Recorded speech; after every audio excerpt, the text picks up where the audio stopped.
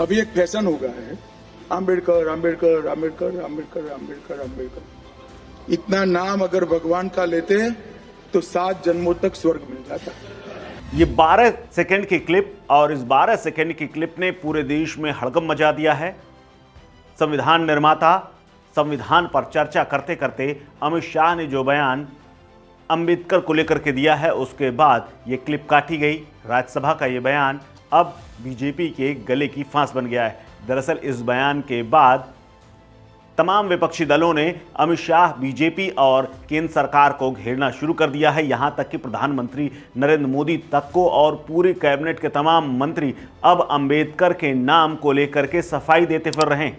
लेकिन सफाई के बावजूद भी तमाम विपक्ष के नेता माहौल बनाते हुए और इस मुद्दे को लपकते हुए तेजी से आगे बढ़ रहे हैं। और इसी बीच में लोकसभा के सांसद नगीना से चुने गए चंद्रशेखर आजाद की भी टिप्पणी सामने आई है। चंद्रशेखर ने जिस तरह से एक्स पर निशाना साधा है और सरकार को घेरा है, उसका जवाब फिलहाल तो नहीं आया, लेकिन अंबेडकर के मुद्दे को लेकर के बीजेपी और केंद्र सरकार बुरी तरह घिरी हुई है। चंद्रशेखर आजाद ने एक्स पर एक ट्वीट लिखा है। उस ट्वीट में उन्होंने लिखा है कि गृह मंत्री अमित शाह का बयान परम पूज्य बाबा साहेब डॉक्टर भीमराव अंबेडकर जी के ऐतिहासिक योगदान और सामाजिक न्याय के लिए उनके संघर्ष का अपमान है।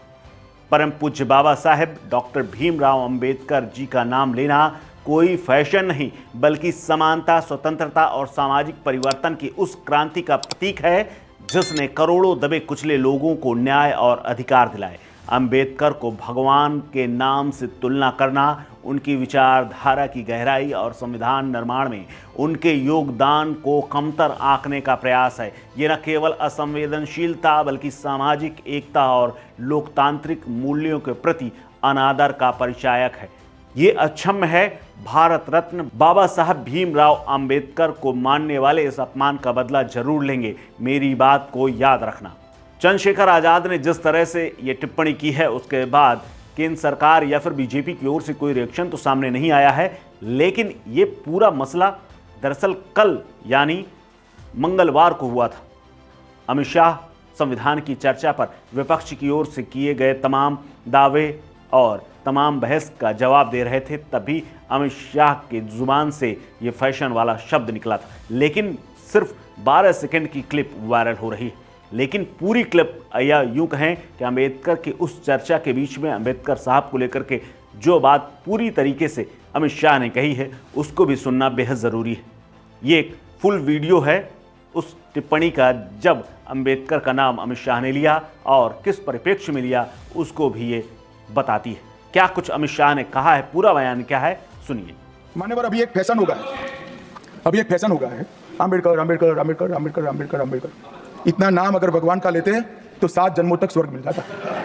अच्छी बात है ना? सुनिए तो, सुनिए ना, आप सुनिए ना, मैं बताता हूं। हमें तो आनंद है कि अंबेडकर का नाम लेते हैं। अंबेडकर का नाम अभी 100 बार ज्यादा लो, परंतु 7 अर्थ में अंबेडकर जी के प्रति आपका भाव क्या है, ये मैं बताता हूं। मान्यवर, अंबेडकर जी को देश की पहली कैबिनेट से इस्तीफा क्यों दे दिया? अंबेडकर जी ने कई बार कहा कि अनुसूचित जातियों और जनजातियों से हुए व्यवहार से मैं असंतुष्ट हूं, सरकार की विदेश नीति से मैं असहमत हूं और आर्टिकल 370 से मैं असहमत हूं। इसलिए वो छोड़ना चाहते थे। उनको आश्वासन दिया गया, आश्वासन पूरा नहीं हुआ। उन्होंने इग्नोरेंस के चलते इस्तीफा दे दिया। और एक श्री BC रॉय ने पत्र लिखा कि अंबेडकर और राजा जी जैसे 2 महानुभाव मंत्रिमंडल छोड़ेंगे तो क्या होगा। तो नेहरू जी ने उनको जवाब में लिखा है, राजा जी के जाने से तो थोड़ा बहुत नुकसान होगा, अंबेडकर के जाने से मंत्रिमंडल कमजोर नहीं होता है।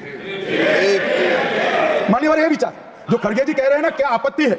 जिसका विरोध करते हो उसका वोट के लिए नाम देना कितना उचित है? क्योंकि अब अंबेडकर जी को मानने वाले पर्याप्त संख्या में आ गए हैं, इसलिए आप अंबेडकर अंबेडकर कर रहे हो। इस खबर में फिलहाल इतना ही। अपडेट्स के लिए बने रहिए वन इंडिया हिंदी के साथ। नमस्कार।